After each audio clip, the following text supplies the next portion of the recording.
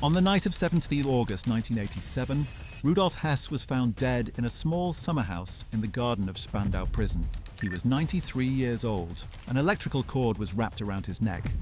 The official verdict was suicide, though his family would spend decades insisting otherwise. Hess had been Hitler's deputy Führer. Hitler aber ist Deutschland, wie Deutschland Hitler ist. Hitler, Sieg! One of the most powerful men in Nazi Germany, and yet he had spent 46 years as a prisoner, the last 21 of them entirely alone in a prison built for 600. His death closed a chapter in history, but for his wife Ilsa and their only son, Wolf Rüdiger, the story had begun decades earlier. It was a story of loyalty tested by separation, of a name that carried weight long after the regime it served had crumbled, and of a family that refused to let go of the man they called husband and father, even when the world called him war criminal. Rudolf Hess was born on 26 April 1894 in Alexandria, Egypt, where his father ran a successful import-export business. The family was wealthy and German to the core, despite living abroad. Young Rudolf was raised with the expectation that he would join the family firm, but the First World War changed everything.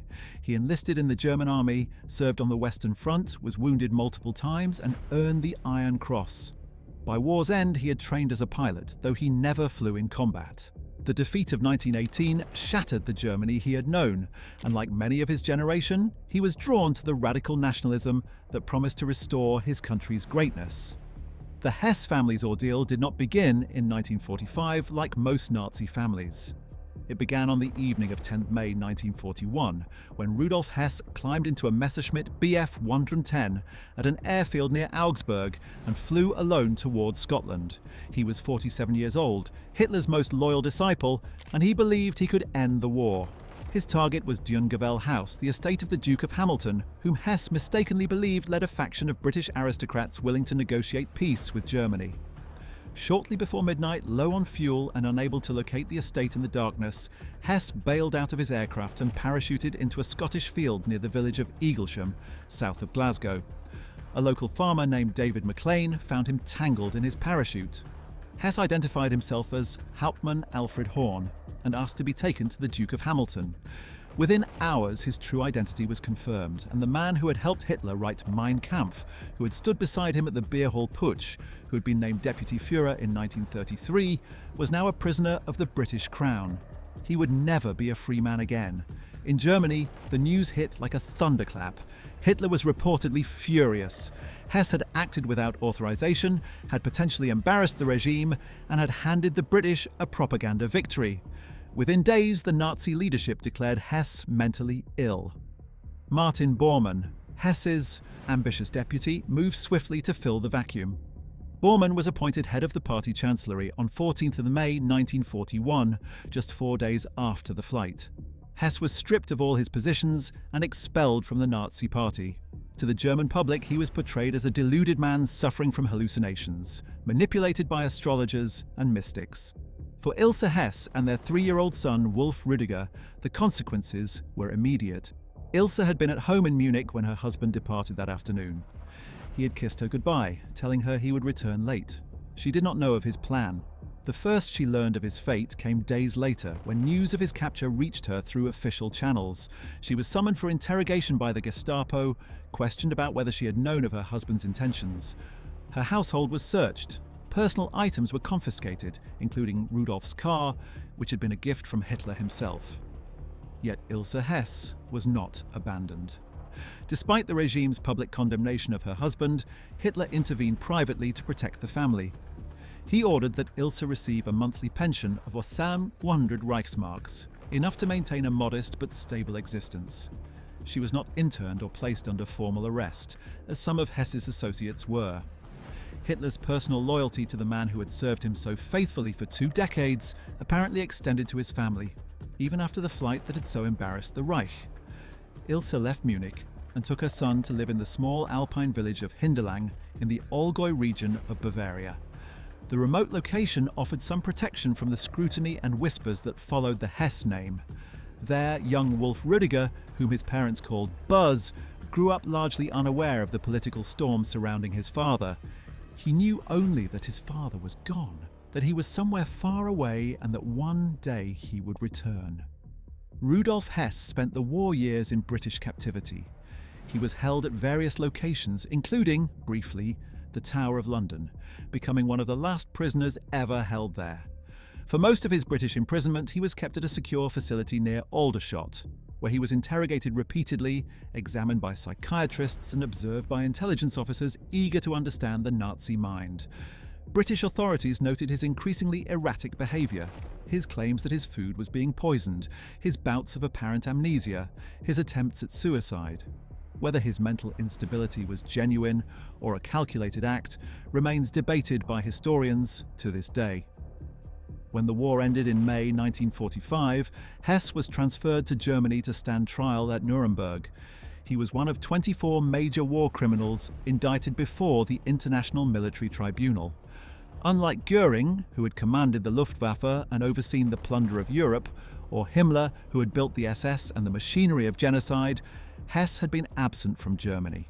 Since 1941, he had not participated in the Holocaust. He had not ordered atrocities on the Eastern Front. His crimes, the tribunal would determine, were those of conspiracy and planning aggressive war. Throughout the trial, Hess exhibited strange behaviour. He sat in the dock reading novels while evidence of Nazi atrocities was presented. He stared vacantly into space. He claimed to have no memory of events, people, or even his own identity. When questioned, he responded with vague answers or outright denials. His lawyer, Alfred Seidel, struggled to mount a coherent defense for a client who seemed determined to undermine his own case. Psychiatrists examined him repeatedly. Some believed his amnesia was genuine, others suspected he was feigning mental illness to avoid accountability. Then, on 30th November 1946, Hess rose to address the tribunal. In a statement that shocked the courtroom, he declared that his amnesia had been simulated. "My memory is again in order," he announced. "The reasons why I simulated loss of memory were tactical." It was a dramatic moment, but it did nothing to help his case. The tribunal convicted him on 2 counts: crimes against peace and conspiracy with other German leaders to commit crimes. He was acquitted of war crimes and crimes against humanity, largely because his departure from Germany predated the worst atrocities. On 1st October 1946, he was sentenced to life imprisonment. His final words to the tribunal were defiant: "I have no regrets." On 18th July 1947, Rudolf Hess was transferred to Spandau Prison in the British sector of West Berlin, along with 6 other convicted war criminals: Albert Speer, Baldur von Schirach, Walter Funk, Erich Raeder, Karl Dönitz, and Konstantin von Neurath. The prison, a forbidding 19th century fortress built to hold 600 inmates, would now house just 7. The 4 powers, the United States, Britain, France, and the Soviet Union, shared responsibility for guarding the prisoners, rotating control on a monthly basis. It was an arrangement born of wartime alliance and Cold War suspicion, and it would persist for 4 decades. For Ilsa Hess, the end of the war brought a different kind of imprisonment. On 3rd June 1947, she was arrested by Allied forces, along with the wives of other convicted or executed war criminals from the Nuremberg trials. She was transferred to an internment camp at Augsburg-Göggingen, where she was held for questioning and denazification proceedings. Young Wolf Rüdiger, now 9 years old, was left in the care of an aunt. He would not see his mother again for nearly a year. The internment camp was a jarring change for Ilsa. She had grown up in a wealthy nationalist family in Hanover. Her father, Friedrich Prull, had been a physician who died in the First World War when Ilsa was 17. Her mother later remarried to the director of the Bremen Art Museum. Ilsa had been among the first women to study at the University of Munich, where she met Rudolf Hess in April 1920. She had joined the Nazi Party in 1921, one of its earliest female members, receiving membership number 25,071 after the party's refounding in 1925. She had believed in the cause, had supported her husband's rise through the party ranks, had watched him become one of the most powerful men in Germany. She had believed in the cause, had supported her husband's rise through the party ranks, had watched him become one of the most powerful men in Germany. She had been present at countless party rallies, had met Hitler himself on numerous occasions, had lived at the very centre of Nazi power. It was Ilsa who had first introduced Rudolf to Adolf Hitler, having already been captivated by the young firebrand's speeches. And it was Ilsa who, according to some accounts, had encouraged Rudolf to approach Himmler about a position in the SS when he found himself adrift after his dismissal from the Navy in 1931. She had literally packed his suitcase and sent him to Munich for the interview that would launch his career in the Nazi hierarchy. Now she found herself in a barracks room with 16 other women, the wives and widows of men the world now condemned as monsters. In letters written from the camp, she described the difficulty of never being alone, the constant noise, the loss of privacy. Yet she also wrote of the comradeship among the women, of finding unexpected solidarity in their shared circumstances. Comradeship outweighs 100 times the unfavorable aspects of the present situation, she wrote to her husband in Spandau. On 24th March 1948, Ilsa was released from internment. She had not been charged with any crime. The denazification tribunals that processed millions of Germans after the war classified citizens according to their involvement in the Nazi regime, ranging from major offenders to followers to exonerated. Unlike Emmy Göring, who was classified as a Belastete, or major offender, Ilsa Hess appears to have escaped the harshest classifications. She returned to the Allgäu region and began to rebuild her life. The years that followed were marked by a singular focus: securing her husband's release. Ilsa became an author, publishing books that portrayed Rudolf as a man of peace, a martyr who had risked everything to end the war. In 1952, she published Gefangener des Friedens, a collection of letters exchanged with her husband during his imprisonment. An English translation, Prisoner of Peace, appeared in 1954, published by Britain's publishing company. The book presented Hess's flight to Scotland as a noble peace mission, undertaken at great personal risk, and his subsequent imprisonment as a grave injustice. In 1955, Ilsa opened a small pension, a guest house in the Allgäu, to support herself financially. The modest income supplemented whatever remained of her savings and the support she received from sympathetic acquaintances.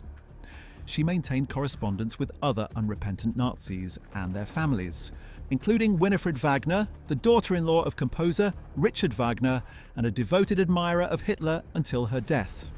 The two women shared a bond forged in their unwavering loyalty to the men they had loved and the cause they had served.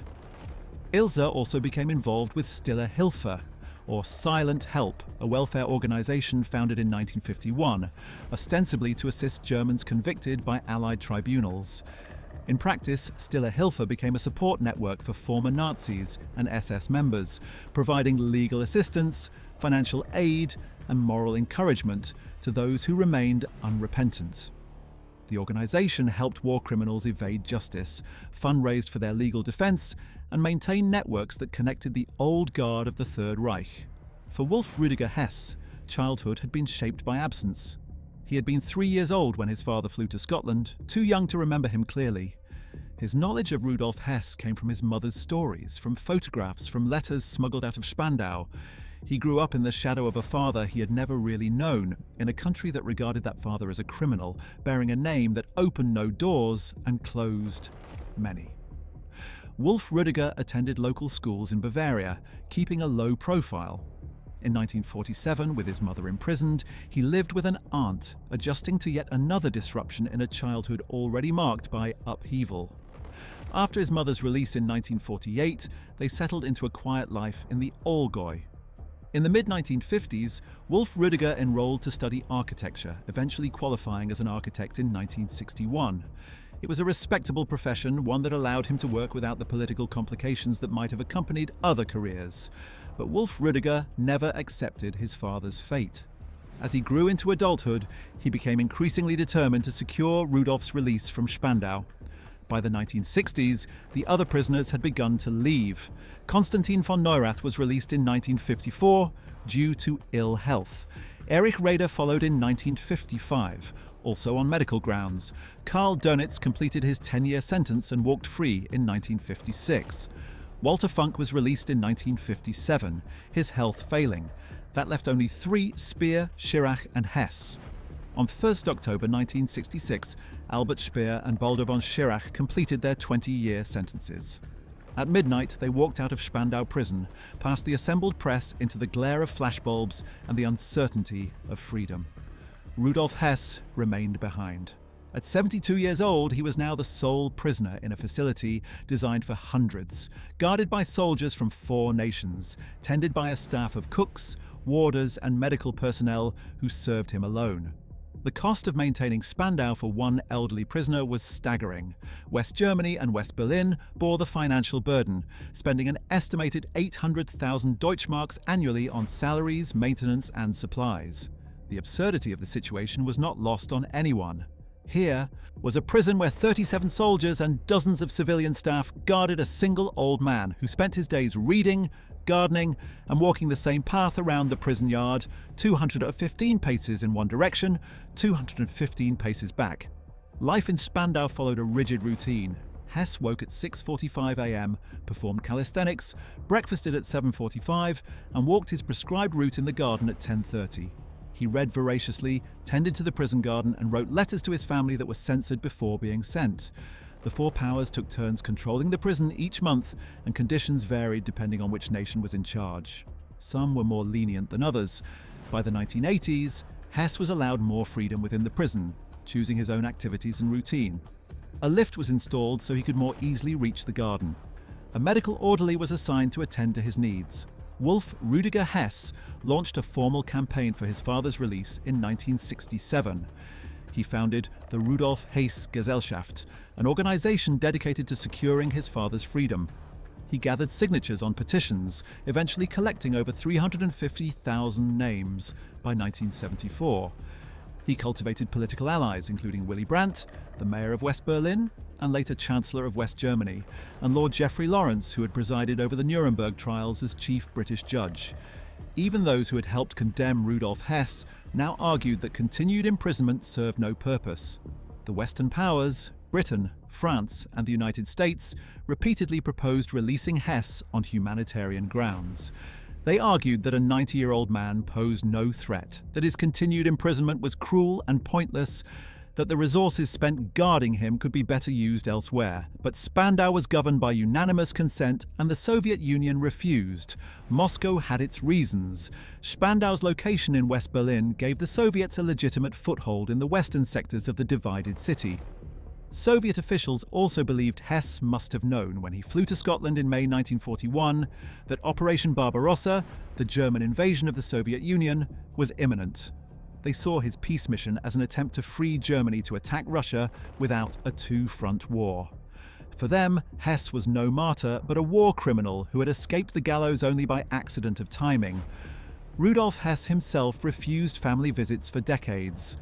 From 1941 until 1969, he did not see his wife or son.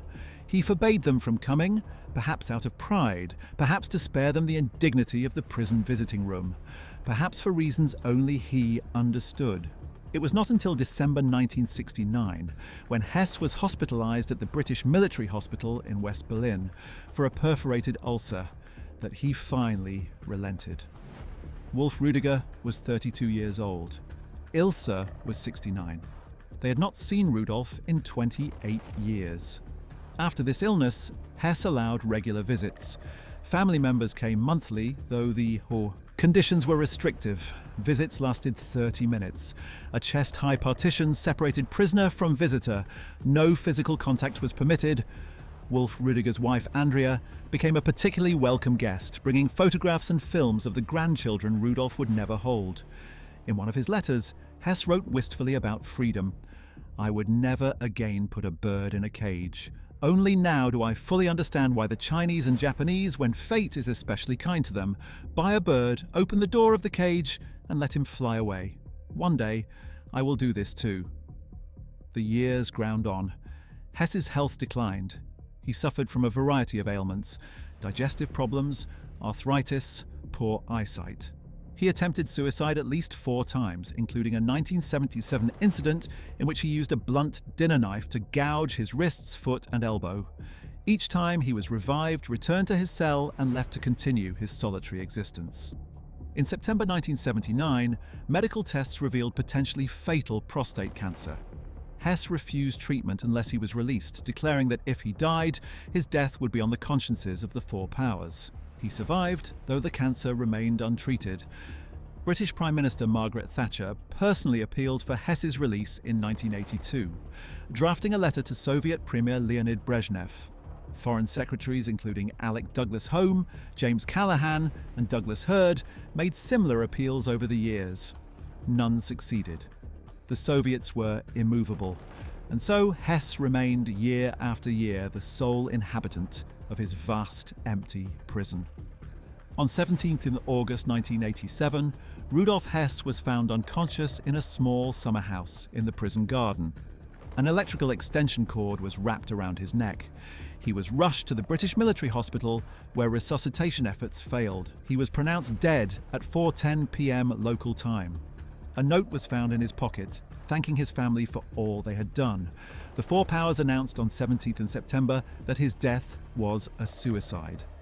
Wolf Rudiger Hess refused to accept this verdict. He pointed to his father's extreme frailty, his severe arthritis that made it difficult even to tie his own shoelaces, his near blindness. How, Wolf asked, could a 93-year-old man in such condition have managed to hang himself? He hired pathologists to conduct a second autopsy. He commissioned investigations. He wrote books including Who Murdered My Father, Rudolf Hess, in 1989, and Rudolf Hess, I Regret Nothing, in 1994. His theory was that British intelligence agents had killed his father to prevent his imminent release from revealing embarrassing secrets about Britain's wartime conduct. The murder theory gained traction in certain circles. Abdallah Melaouhi, Hess's medical orderly from 1982 until his death, supported Wolf Rudiger's claims.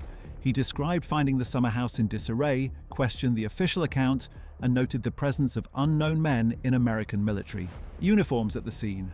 Melaouhi would later write an entire book detailing his suspicions. Conspiracy theories proliferated. British assassins disguised as Americans, secret wartime deals that Hess threatened to expose, even claims that the man in Spandau had been a doppelganger all along, and the real Hess had died in 1941. Official investigations by the British government in 1989 found no evidence supporting the murder theory. The autopsy results were consistent with suicide by hanging.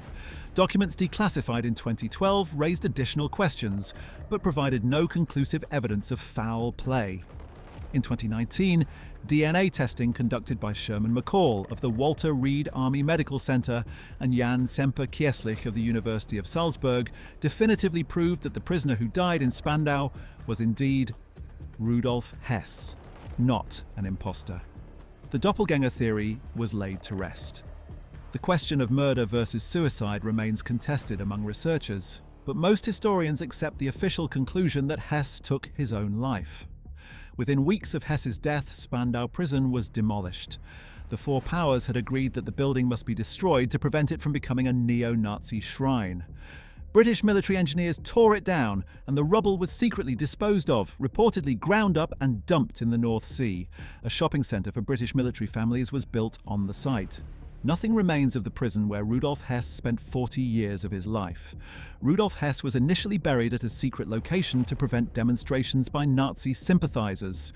On 17th March 1988, his body was reinterred in a family plot at the cemetery in Wunsiedel, a small Bavarian town where his parents were buried and where the Hess family had long maintained a summer home. His gravestone bore the inscription, Ich hab's gewagt, I have dared, a reference to his flight to Scotland. The grave quickly became a pilgrimage site. Every August, on the anniversary of his death, neo-Nazis gathered in Wunsiedel to march in his honour. They came from across Germany and Europe, hundreds and sometimes thousands of them, performing Hitler salutes, laying wreaths, treating Hess as a martyr of their movement. The annual demonstrations grew larger through the 1990s and early 2000s, reaching a peak of over 4,500 participants in 2004. The town of Wunsiedel, population 10,000, became synonymous with neo-Nazi pilgrimages, a source of profound embarrassment for its residents. In 2005, German authorities banned the marches under laws prohibiting the glorification of the Nazi regime. But neo-Nazis continued to visit the grave individually and in small groups throughout the year, maintaining their veneration of the man they considered a hero. The situation became untenable for the Lutheran church that administered the cemetery. When the lease on the burial plot came up for renewal in 2011, church authorities refused to extend it. A granddaughter of Hess initially objected to the decision and filed a lawsuit to prevent the exhumation. Eventually, however, the family was persuaded to consent. Before dawn, on 20th of July 2011, workers opened the grave and removed what remained of Rudolf Hess. The bones were cremated. The ashes were scattered at sea by family members, the location undisclosed. The gravestone was destroyed. I am delighted that finally the brown ghost in Wunsiedel has come to an end, said Charlotte Knobloch, a leader of Germany's Jewish community. Ilsa Hess did not live to see her husband's grave destroyed. She died on 7 September 1995 in Lilienthal, near Bremen, at the age of 95. She had outlived her husband by 8 years. Until her death, she remained a convinced National Socialist. She never renounced Hitler or the ideology she had embraced as a young woman in Munich in 1921. She maintained her correspondence with other unrepentant Nazis, continued to support Stille Hilfe, and portrayed her husband as a martyr who had been unjustly imprisoned for trying to make peace. Her funeral was attended by a small gathering that included Gudrun Burwitz, the daughter of Heinrich Himmler, and herself a lifelong defender of her father's memory. Ilsebill Todt, the widow of Fritz Todt, Hitler's armaments minister, and Wolf Rüdiger Hess, who had spent his entire adult life fighting for a father he barely remembered. Also present was Martin Bormann Jr., son of the man who had replaced Rudolf Hess as Hitler's right hand, though the younger Bormann had become a Catholic priest and renounced his father's legacy. Ilsa was buried beside her husband in the Wunsiedel cemetery, where their remains would rest together until 2011. Wolf Rüdiger Hess continued his father's campaign even after Rudolf's death. He served as head of the Rudolf Hess Gesellschaft and remained active in far-right circles. He wrote 3 books about his father: My Father, Rudolf Hess, in 1986, Who Murdered My Father, Rudolf Hess, in 1989, and Rudolf Hess, I Regret Nothing, published in German in 1994 and in English in 1998. Each book portrayed Rudolf as a man of peace, unjustly condemned and murdered to silence him. Wolf Rüdiger married a woman named Andrea, and they had children together, including a son named Wolf Andreas Hess. There is a certain symbolism in the name. Wolf had been Adolf Hitler's code name, and the original Wolf Rüdiger had been named partly in Hitler's honor. Hitler had served as godfather at the boy's baptism in 1937. Now the name passed to a 3rd generation, a grandson who never knew his famous ancestor except through family stories and historical notoriety. On the 24th October 2001, Wolf Rüdiger Hess suffered a stroke and was taken to a Munich hospital. He died there at the age of 63, outliving his father by 14 years, but sharing his fate of dying without ever achieving the vindication he sought. He left behind his widow Andrea, their children, and a legacy of relentless advocacy that had earned him respect among neo-Nazi circles and contempt among those who saw him as an apologist for evil. Wolf Andreas Hess, Rudolf's grandson, reportedly planned to create a website dedicated to his grandfather. Little else is known publicly about the current generation of the Hess family. They have largely retreated from public view, perhaps seeking the anonymity that their name has never permitted. The Hess family's story is in many ways unique among the families of Nazi leaders. Unlike the Goerings or the Himmlers, who had to confront their patriarch's crimes after his death or suicide, the Hess family had nearly half a century to construct their narrative, while Rudolf was still alive. The long imprisonment allowed Ilsa and Wolf Rüdiger to portray him not as a defeated criminal, but as a persecuted idealist, a man who had tried to end the war and been punished for it. This narrative found a receptive audience among neo-Nazis and far-right sympathizers. Rudolf Hess became a symbol of martyrdom, a man who had suffered for decades for his beliefs. The annual pilgrimages to Wunsiedel, the petitions for his release, the conspiracy theories about his murder all served to elevate him in the mythology of the extreme right. that his flight to Scotland had been a quixotic failure, that his peace proposals had been rejected out of hand, that Britain had never taken him seriously as a negotiator, these facts were irrelevant to those who saw him as a hero. Yet the Hess family also represents the phenomenon of intergenerational loyalty that characterized many Nazi families. Neither Ilsa nor Wolf Rüdiger ever publicly condemned Rudolf or expressed remorse for the regime he had helped build. They did not follow the path of Nicholas Frank, whose father Hans Frank had governed occupied Poland and who wrote devastating accounts of his father's crimes. They did not choose confrontation like Katrin Himmler, Heinrich Himmler's great niece, who wrote a book exploring how an ordinary family could produce one of history's greatest mass murderers. Instead, the Hess family defended, explained, and advocated. They maintained that Rudolf had been ignorant of the Holocaust, that his departure from Germany in 1941 absolved him of the atrocities that followed, that his life sentence was disproportionate compared to the releases granted to other Nuremberg defendants. These arguments had some legal basis. Hess was indeed acquitted of war crimes and crimes against humanity, but they ignored the broader context of his role in building the regime that made those crimes possible. Rudolf Hess had been there from the beginning. He had marched with Hitler in the Beer Hall Putsch of 1923. He had served prison time with Hitler at Landsberg, where he helped transcribe Mein Kampf. He had risen through the party ranks to become Deputy Führer in 1933. His signature appeared on the Nuremberg laws of 1935, which stripped German Jews of their citizenship. He had been one of the most powerful men in the Reich for 8 years before his flight to Scotland. The fact that he left before the final solution was implemented does not erase his role in creating the conditions that made it possible. The Hess family's decades-long campaign for Rudolf's release, and later for the recognition that he was murdered, reflects a particular kind of denial. It is not the denial that says the Holocaust did not happen, but the denial that says my father, my husband, was not truly responsible. It is the compartmentalization that allows family members to separate the man they loved from the crimes of the regime he served.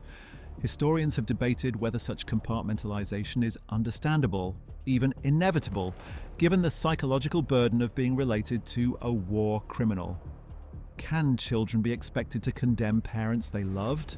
Can wives be expected to renounce husbands who were kind to them personally, even if those husbands were complicit in mass murder?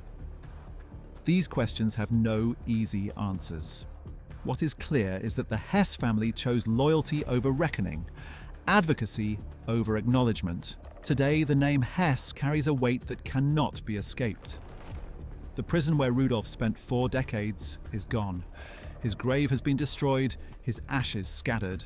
The neo-Nazi marches have been banned. But the questions his story raises, about guilt and loyalty, about justice and memory, about how families reckon with monstrous legacies, remain as relevant as ever. Rudolf Hess believed he had dared greatly when he flew to Scotland in 1941. His gravestone, before it was destroyed, proclaimed as much, "Ich hab's gewagt." But what he dared was not peace.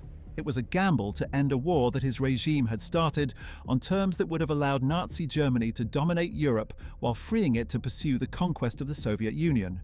His family spent decades portraying him as a martyr. History remembers him as something else, a man who helped build a regime of unprecedented evil and who spent nearly half a century paying for it, alone in a prison garden, waiting for a freedom that never came. If you found this video insightful, watch What Happened to Heinrich Himmler's Family After WW2 next, a story of similar loyalty and denial that echoes across the decades. Like this video, subscribe, and hit the bell for more History Inside. Thanks for watching.